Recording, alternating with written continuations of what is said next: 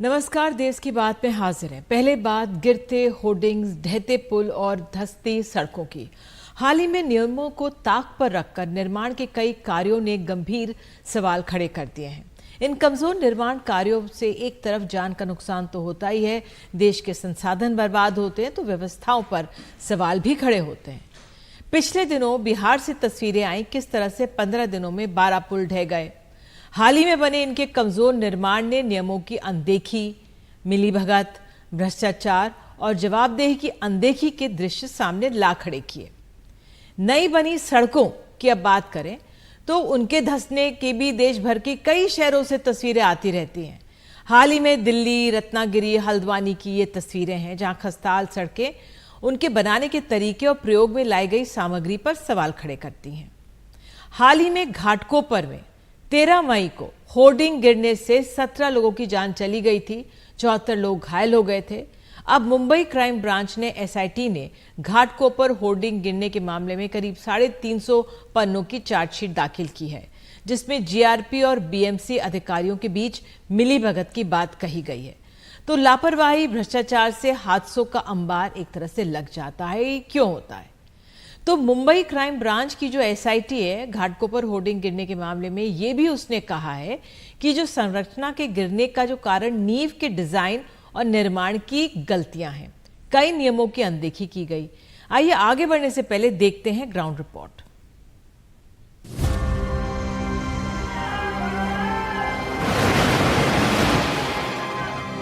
Chargesheet 4 आरोपियों के खिलाफ है। बीएमसी और जीआरपी के अफसरों की भूमिका की जांच चल रही है। जीआरपी के पूर्व कमिश्नर पर संदेह है कि उन्होंने कायदे कानून की अनदेखी की। चार्जशीट के मुताबिक होर्डिंग के लिए खुदाई के दौरान एक पेड़ गिर गया।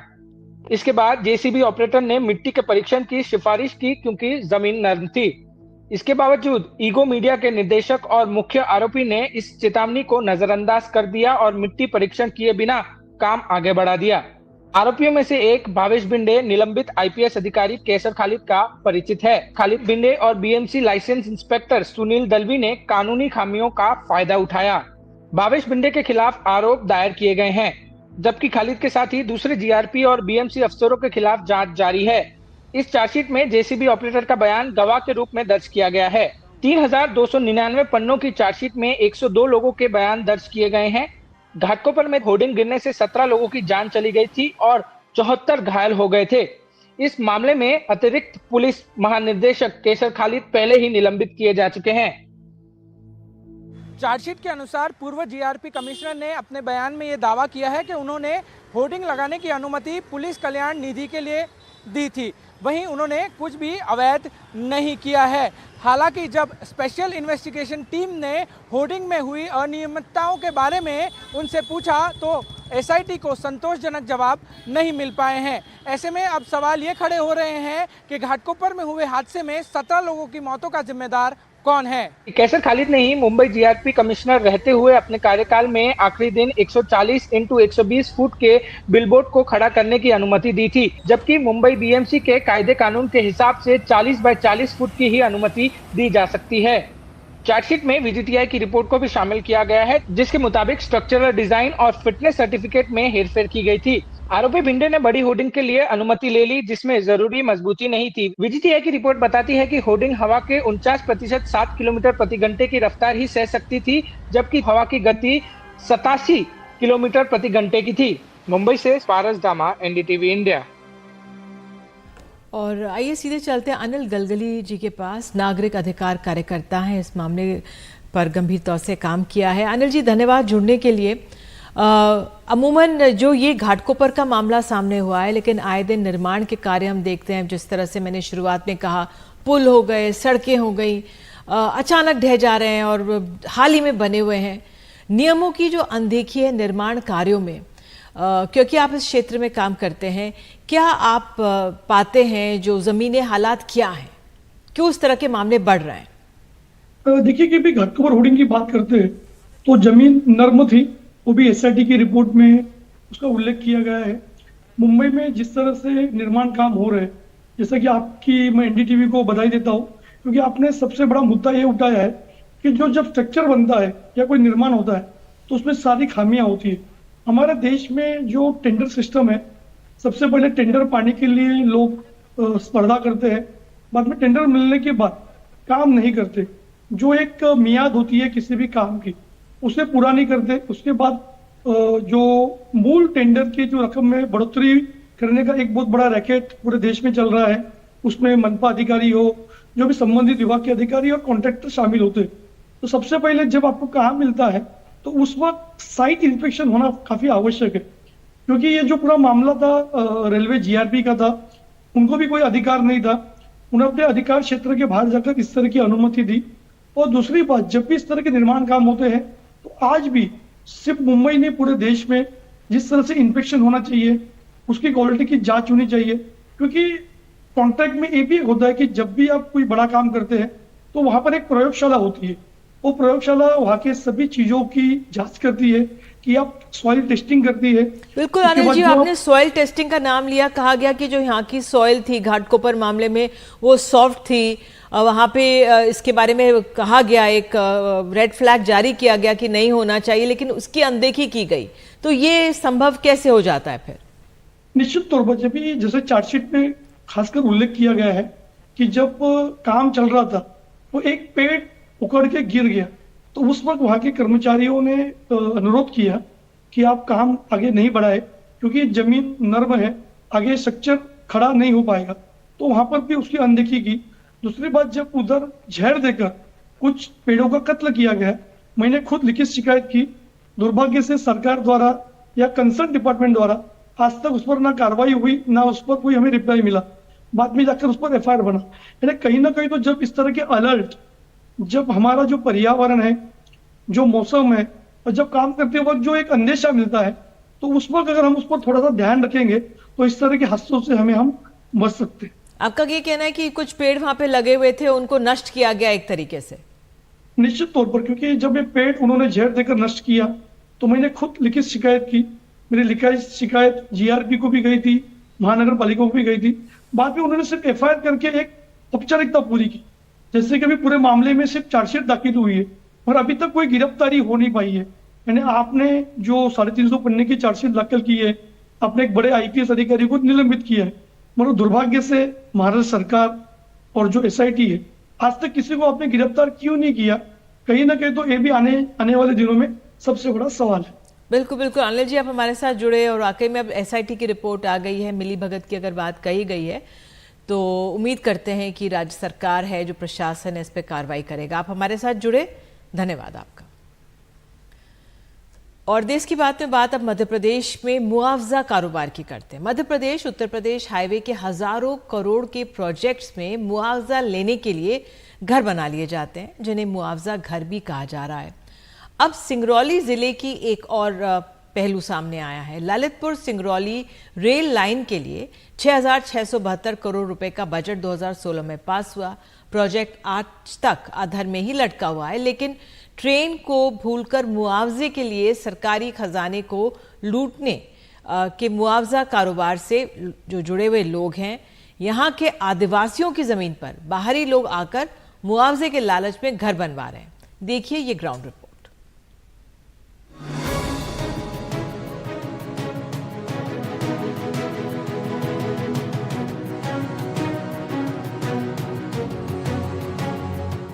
मुआवजा इंडस्ट्री के कच्चे माल की पहली किश्त, मुआवजा घर की पहली कहानी हमने आपको सिंगरौली प्रयागराज के प्रस्तावित हाईवे से दिखाई।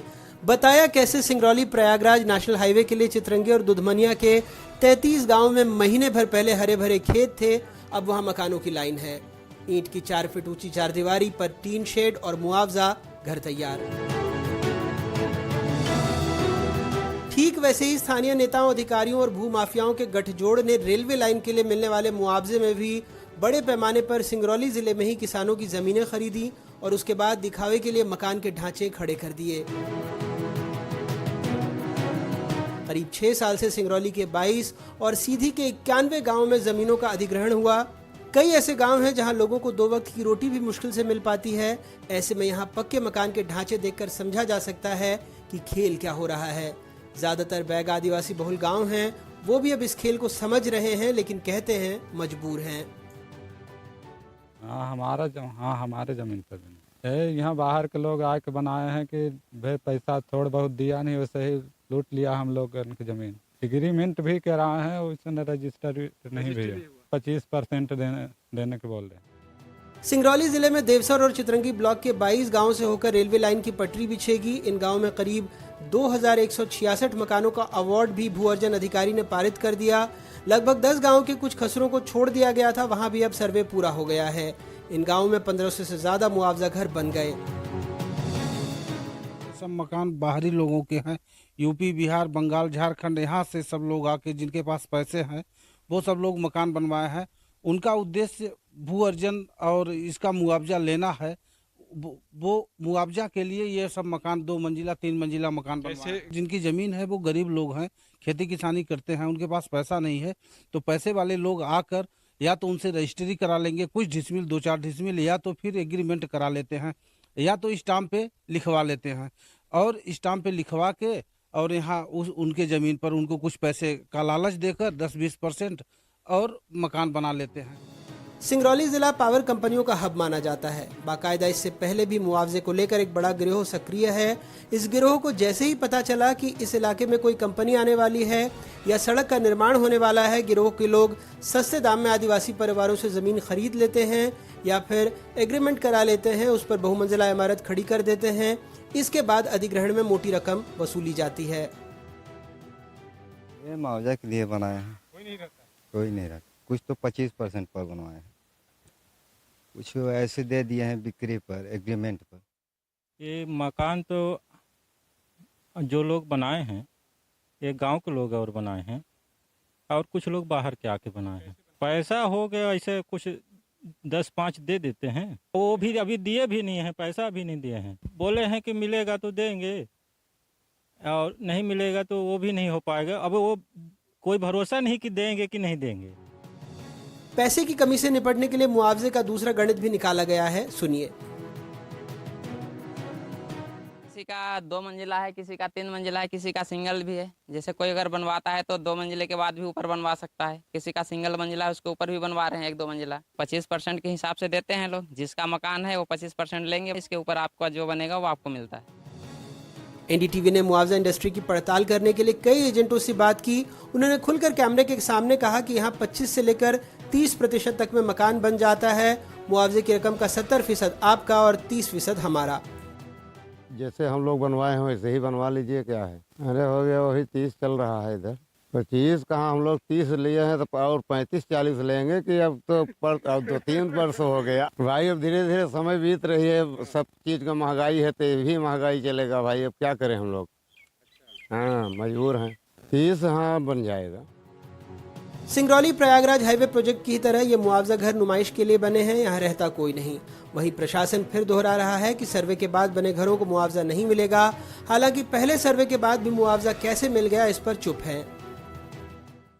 हो गया, बने हैं मकान, बहुत बने हैं और बाहर के भी हैं, यहाँ के भी हैं, अधिकतर बाहर के हैं। रहता नहीं है कोई। अभी उसमें जो मकान बने हुए हैं उसमें ये भी प्रावधान रहता है कि क्या मकान सिर्फ ही मुआवजे के उद्देश्य से बना है या फिर उसमें वाकई में उसमें पहले से निवासरत हैं, उसमें बिजली, लाइट, पानी सभी की व्यवस्था, समुचित व्यवस्था है कि नहीं। तो उसी के आधार पे मुआवजा भी दिया जाता है।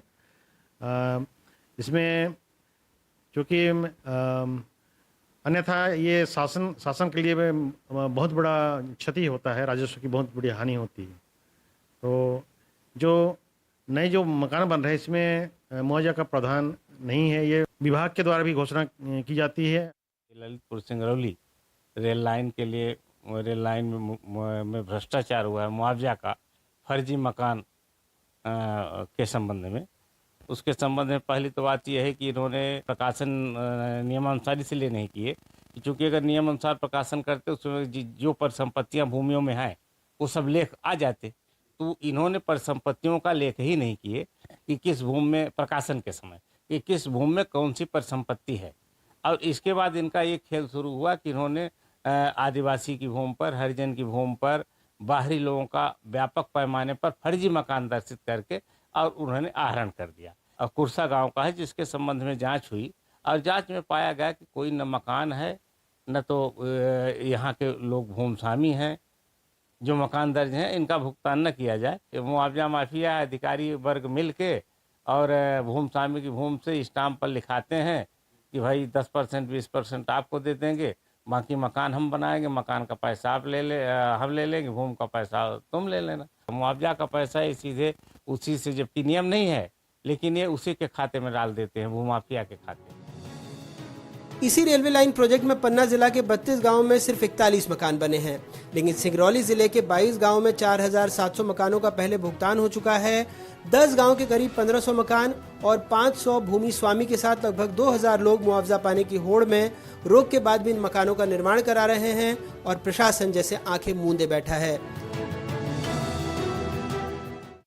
एनडीटीवी ने मुआवजा घरों के काले पहलू को उजागर किया है, क्योंकि जितनी भी विकास परियोजनाएं हैं उसमें प्रशासन के आंखें मूंद लेने से पारदर्शिता की कमी आई है और सरकार जवाबदेही लेने से बचती दिख रही है। भोपाल से अपने सहयोगी रिजवान खान और देवेंद्र पांडे के साथ अनुराग द्वारी, एनडीटीवी।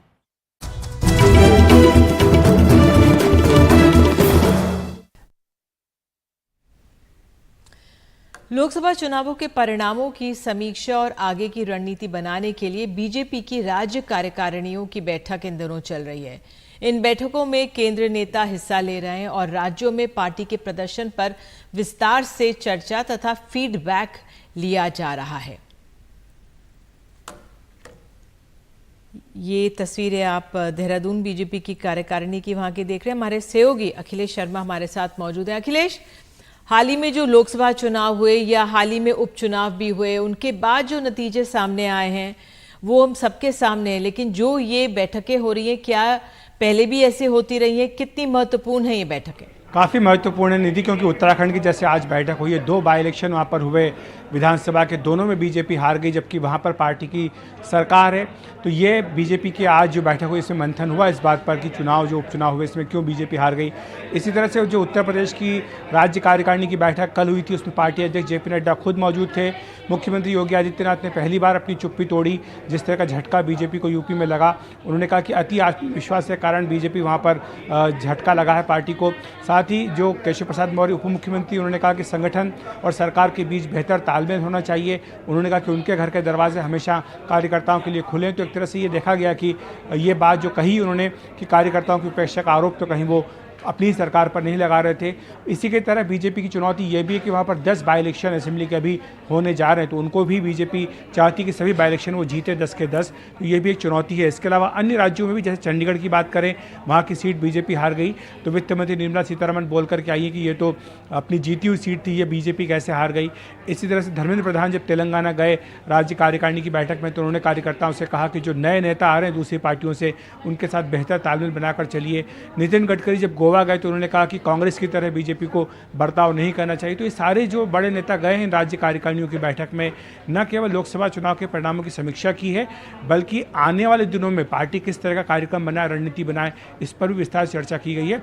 इसी के साथ यही बता दें कि संगठन के चुनाव जो बीजेपी के हैं वो जल्दी शुरू होने जा रहे हैं। दिसंबर के अंत तक ये प्रक्रिया पूरी कर ली जाएगी और उसी के बाद पार्टी के नए राष्ट्रीय अध्यक्ष का चुनाव भी होगा। बहुत बहुत धन्यवाद अखिलेश आपका इस जानकारी के लिए। अगली खबर आम आदमी पार्टी खेमे से। आम आदमी पार्टी तिहाड़ जेल में बंद दिल्ली के मुख्यमंत्री अरविंद केजरीवाल की सेहत खराब होने को लेकर लगातार दावे कर रही है।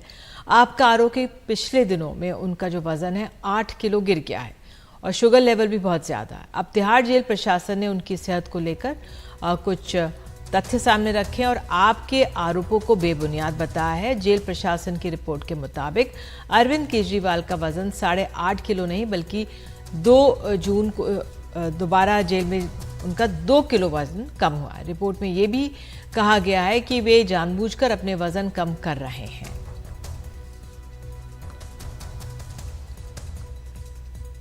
तो तिहाड़ जेल प्रबंधन की रिपोर्ट आने के बाद आम आदमी पार्टी ने जवाब दिया है। आप नेता संजय सिंह ने कहा है कि तिहाड़ जेल ने माना कई बार शुगर लेवल कम हुआ है। शुगर लेवल कम हुआ तो सोते वक्त कोमा में जा सकते हैं। शुगर लेवल कम होने पर ब्रेन स्ट्रोक का भी खतरा रहता है और तिहाड़ जेल की रिपोर्ट के मुताबिक भी वजन कम हुआ है। आइए सुन लेते संजय ने क्या कहा, उसके बाद शहजाद पूनावाला बीजेपी के नेता ने क्या कहा। हाइपोग्लाइसीमिया के वो शिकार हैं। उनका वजन 50 से उनका शुगर लेवल 50 से नीचे 5 बार आया है। ये कोई सामान्य बात नहीं है, ये कोई सामान्य घटना नहीं है। इसलिए मैं कहना चाहता हूं कि ये मामला सिर्फ गिरफ्तारी तक नहीं है, ये मामला अरविंद केजरीवाल की जिंदगी के साथ खिलवाड़ है।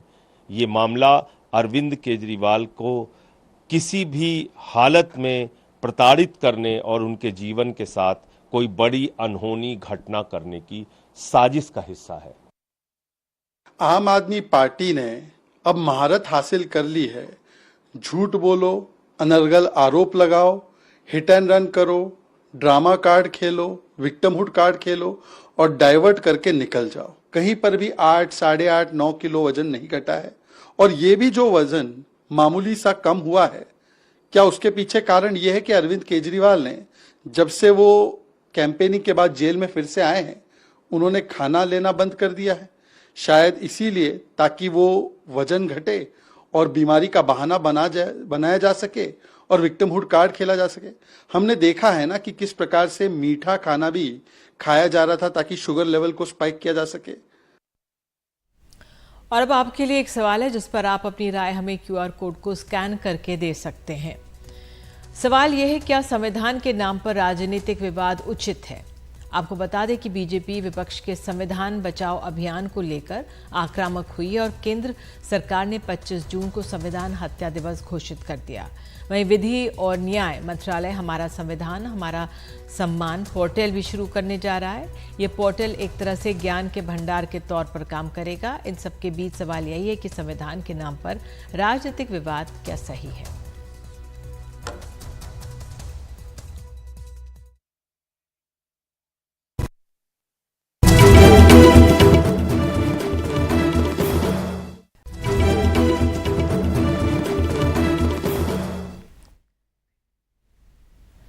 बॉलीवुड अभिनेत्री रकुल प्रीत का भाई गिरफ्तार हुआ है। प्रतिबंधित ड्रग्स के मामले में गिरफ्तारी हुई है। हैदराबाद में अमनप्रीत की गिरफ्तारी हुई है।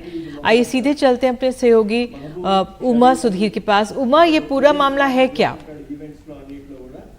कुछ महीनों से ही तेलंगाना की पुलिस काम कर रही है ड्रग डीलर्स के खिलाफ और ड्रग के बस्टिंग के लिए, और इसलिए एक तेलंगाना एंटी नार्कोटिक्स ब्यूरो भी बनाई गई है। और उन्होंने कुछ इंफॉर्मेशन के तहत एक्ट किया था और एक जगह पर छापा डाला था जिसमें 5 लोग मिले और उनको 199 ग्राम करीब 200 ग्राम कोकेन उनको बरामद हुआ। और उसके बाद पता चला कि ये सप्लाई 13 ऐसे बहुत हाई प्रोफाइल क्लाइंट्स को दिए जा रहे थे, जिनको बाद में पुलिस ने अपने गिरफ्त में लिया और उनका जो इमीडिएट इंस्टेंट टेस्टिंग कहते हैं उसको, इंस्टेंट यूरिन टेस्ट किया तो उसमें 5 लोगों के जो यूरिन है वो कोकेन के लिए पॉजिटिव भी टेस्ट हुआ। और उनमें से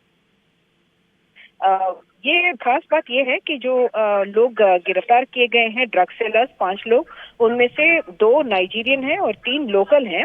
और वो एक जो नाइजीरियन लेडी है जिनको गिरफ्तार किया गया है, उनकी पूछताछ से ये पता चला है कि वो 20 बारी ऐसे कोकेन लेकर हाई प्रोफाइल क्लाइंट्स के लिए सप्लाई के लिए हैदराबाद आ चुकी हैं पिछले कुछ महीनों में ही। यानी कि बहुत बड़े पैमाने पर ये ड्रग सप्लाई हैदराबाद और बाकी सिटीज में भी हो रहा है। वो वैसे तो हेयर स्टाइलिस्ट के नाम पर अपना काम करती रहती है, लेकिन एयर से या फिर ट्रेन से भी ट्रैवल करते हुए उन्होंने सप्लाई किया है और बहुत हाई प्रोफाइल नेम्स है। उनमें से ही एक है जो अमनप्रीत, खुद भी एक एक्टर है और भाई हैं रकुल प्रीत सिंह के।